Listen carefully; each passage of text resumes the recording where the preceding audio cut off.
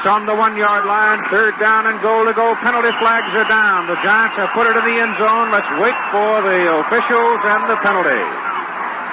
Well, hello. Thank you so much for taking time out of your day to check out this video. And welcome to the Gridiron. And before we get started, I just want to say thank you so much to everyone out there who's been watching my videos. Thank you.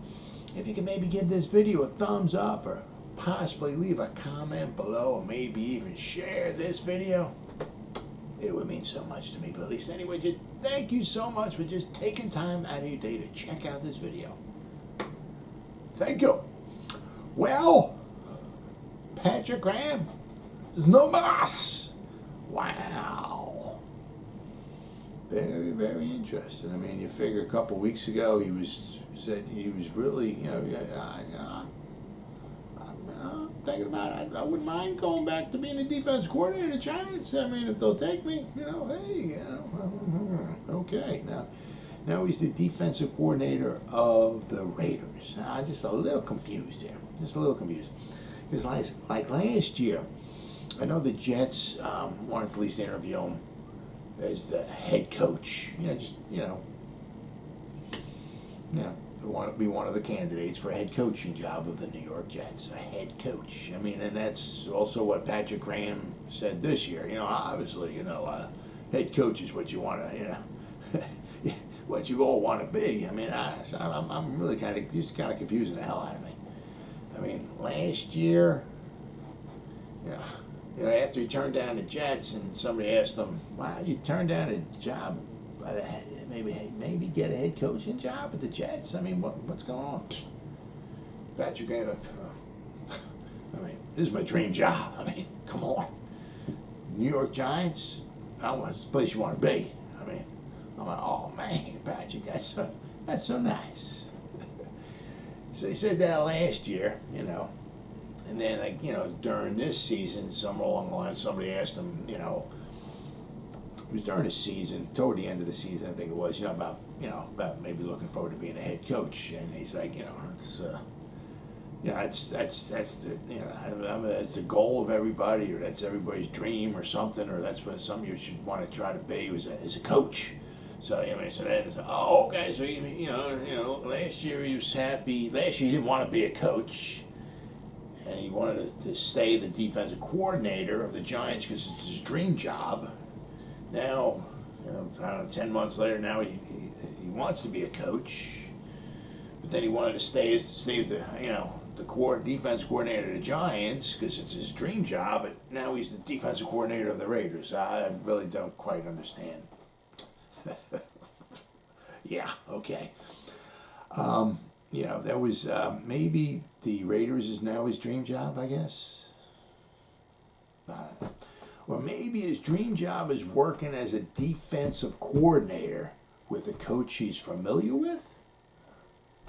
Maybe, I guess. I don't know. Because last year, or the last, final 2 years with 2020 and 2021, he was working with Joe Judge. He's familiar with Joe Judge. Now he's working with Josh McDaniels, who was the offensive coordinator of the Patriots, who's now the head coach of the Las Vegas Raiders. And Patrick Graham worked with him as well. Judge is weird. Judge and McDaniels and Patrick Graham were all with the Patriots from 2012 to 2015. Those 4 years, 12, 13, 14, 15. All 4 of those years, Josh McDaniels, Joe Judge, and Patrick Graham were all with the Patriots. So, I mean, there is some familiarity there. I guess. I mean, familiarity here. I mean, with the Giants, you were here for the last 2 years. You're familiar with the guys. I mean, there's not going to be a huge turnover with the Giants. Maybe we might be getting rid of Bradbury, maybe Blake Martinez. But, I mean, for the most part, we're going to draft hopefully a couple nice studs in the first 3 rounds here, help beef up the defense and all and everything. I don't know. It is what it is. But I'm saying, but there's familiarity there. He spent 4 years with the Patriots with Josh McDaniels. So, maybe Josh came a calling and he went to run him. Who knows? And so, or maybe possibly he just changed his tune. Maybe when did the lawsuit come out? Obviously this past week. It was when it come out? Friday, whatever it was. So maybe he's thinking he's kind of getting the feeling that the Giants are a little. Maybe he's thinking they're racist. I'm not sure. He's not liking the vibe or what happened to Flores. Maybe that's it. Who knows? I mean, you're never gonna probably maybe know. I mean, so what? I'm probably not gonna want to follow in whatever his press conference is. But whenever he gets introduced as the new defensive coordinator to the Las Vegas Raiders, just whatever he winds up saying, just take it with a little bit of salt there, because I always really like the Raiders. I mean, so whatever comes out of his mouth, just may not be the total truth, but anyway. So Patrick Graham is gone. He had 2 nice years here. Obviously 2020 was a very, very nice year, very special year. We had our offense was not good at all. Surprise, surprise, huh? But I mean, offense was not very good, and we were like top 10 defense. We got like 40 sacks. We had like no edge rushers. I mean, the X-Men was hurt. Carter was hurt. I mean, we got sacks, I think, from like 17, like at least a half a sack, from 17 different guys. I mean, did a very, very good job on defense. This year, it slipped a little bit. I mean, obviously part of that is because our offense got even worse. But our sack total went down. We got Quincy Roche, we got Ellison Smith, But we got Azeez Ojulari, right? I mean, he had a nice season, all, and our sack total went down. Our production from defense just went down. So, but it is what it is. But I mean, a lot of it's because our offense was just ungodly, horrible, absolutely horrible. But the one thing that was just totally, absolutely, totally mind-boggling is how we gave up 79 points. I think it was 13 out of the 17 games in the final 2 minutes of the first half. We didn't score 1 point in the final 2 minutes of the first half. 17 games, not 1 point. We gave up 79 points. 13 out of the 17 games in the final 2 minutes of the first half. Almost 20% of our points on defense were given up in the final 2 minutes of the first half. And we had no answer for it. Absolutely. The other team would get the ball, they just walk down the field. Guaranteed. Unbelievable. I mean, that was just absolutely unbelievably ridiculous. So, but I mean, anyway, Patrick Graham's gone. Wish him nothing but the best. So now, who are we going to have? We got Wink Martindale. I mean, because a lot of these guys were before, Patrick Graham was going to be, kind of penciled in as the defensive coordinator of the Giants, because he still had the head coaching offer with the Vikings. But because there was a bunch of names out there. Obviously, Patrick Graham was one of them for defensive coordinator. He had Don Wink Martindale, former defensive coordinator from the Ravens. Vic Fangio, the former Broncos head coach, and Mike Zimmer, former obviously coach of the Vikings. All three of those guys have a lot of experience. Zimmer goes back to like the mid 96, I think it is, with the Cowboys. So I mean, he's got a lot. I mean, Vic Fangio, he's got like 35 years, I think. He has over 40, but some of that's in college. But he's got like 35 years, I think, of NFL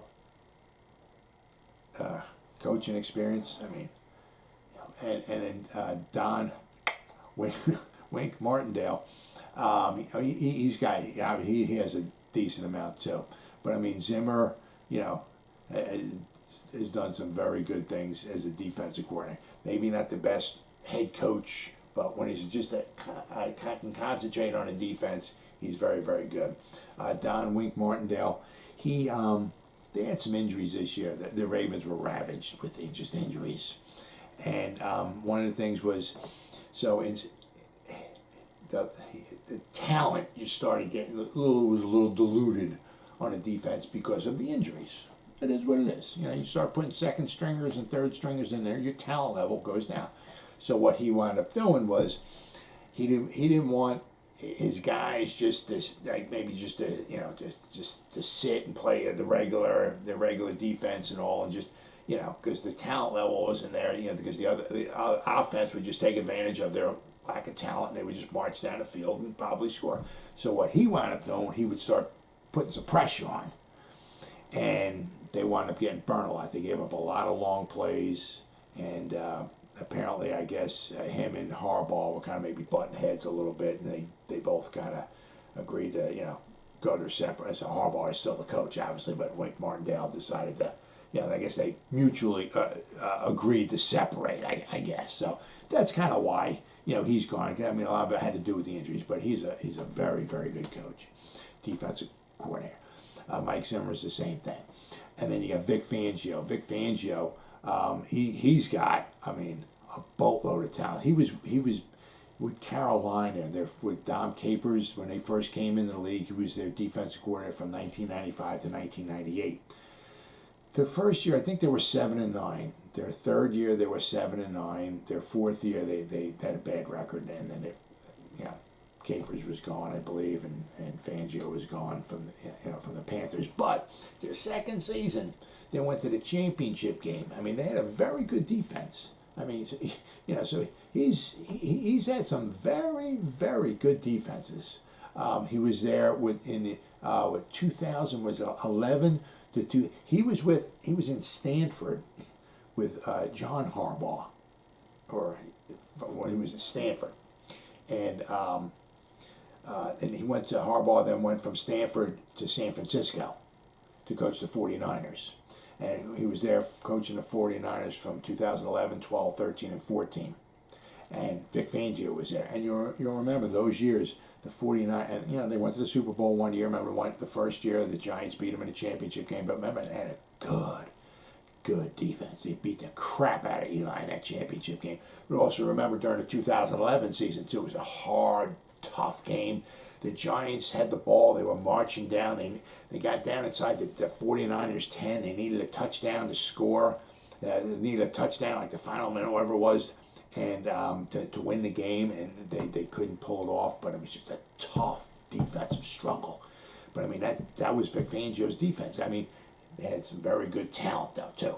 That's always very important. But Fangio could dial up some good defenses. So now the thing is, Don Martindale has no connections at all with the Giants, Joe Shane, or Brian Dable. All right, same thing with Kafka. You got Joe Shane brought in Dable because there's some familiarity there. They brought in Bobby Johnson, the offensive line coach, because he's from Buffalo. There's some familiarity there. They brought, but like with Kafka, right? New offensive coordinator from the Kansas City Chiefs, had no connections at all, and he's only been coaching for 5 years.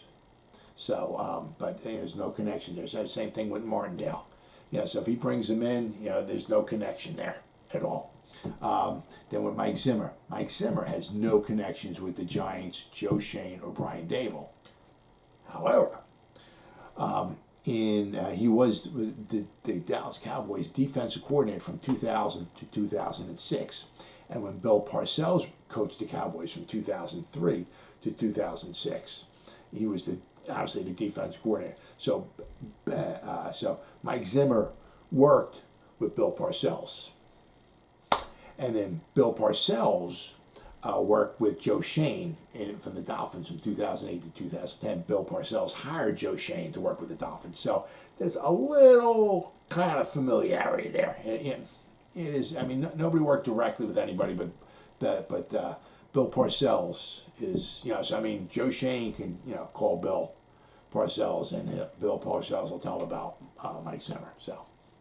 But then you got Vic Fangio, has no connections at all with the Giants, Brian Dable, or Joe Shane at all. He was in Carolina, as I said, from 1995 to 1998 as their defensive coordinator. Then he left after 98.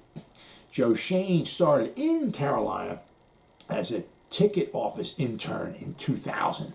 So they missed each other by like a year or so. I mean, 98, Fangio was there, then he left. Then he had 99, and then in 2000, Joe Schoen started there. So they just missed each other. But I mean, so for the most part, anything at all, as far as direct, direct contacts, direct connection with working with one another. There is none of that. So these guys, I mean, there's other defensive coordinators out there, but these are the top three guys that I'm hearing and reading about now. I said all of them are very good defensive coordinators, and all of them are very, very experienced. Especially Vic Fangio. He's got over 40 years, and that includes some college too. But he's done some he is not a good head coach. He had some bad records with the Broncos. Same thing with Josh McDaniels. Josh McDaniels spent 2 bad years with the Broncos, and then he left there and he came back to the Patriots. So Josh McDaniels did not do very good in his first coaching. I mean, he was almost kind of like a Pat Shurmur kind of record, with the Broncos. So hopefully for his luck, hopefully he does a little bit better of a job this second, at least for his sake anyway. So it might be, hard to go wrong with any of these guys, but I was reading them, possibly maybe a couple weeks ago, Martindale was maybe kind of high up on the list. I mean, maybe Patrick Graham might have been the first if he wanted to go back. But other than that, if it wasn't for Patrick Graham, Martindale might have been the second choice. But so now the thing is that, you got the Giants were running maybe like a lot of 3-4. All right, so now whoever the new defense coordinator is going to have to wind up waiting and see what type of D they run. Right? So they might have to wind up, they might start changing things up a bit. They might start running a 4-3. So now then, if they start running like maybe a 4-3, the middle linebacker is going to be very, very important. So now, I mean, so it's like, I know Shane wants to cut $40 million cap and get rid of cap, $40 million off the cap. So, I mean, Blake Martinez could be one of those. The thing is that unless you draft, which you could in the first round, you can almost guarantee yourself in the first round that one of those stud linebackers will be there. So you can almost guarantee yourself of that. So I mean, before you cut Blake Martinez, I mean, you might want to figure out, who's what kind of defensive system they're going to want to run. I said because if they're going to do a 4-3, that middle linebacker is very important. The way it is now, I mean, you got the 3-4, you got 2 middle linebackers. I mean, you got, you have Blake Martinez and maybe Tay Crowder, or somebody else in there. And then, of course, then the edge rushers are very important too.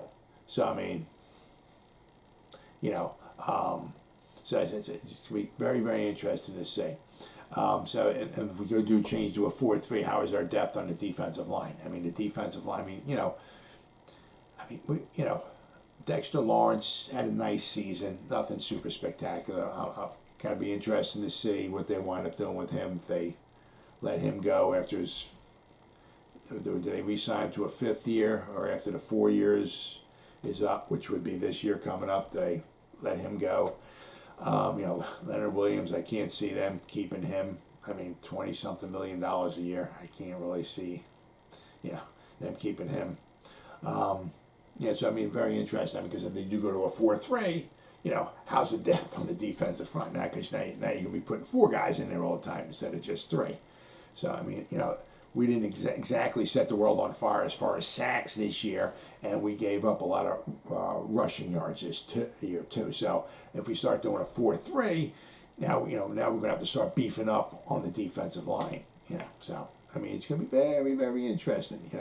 So the new scheme that the new defensive coordinator is going to make a big difference in who we keep and who we might get rid of and who we might wind up drafting.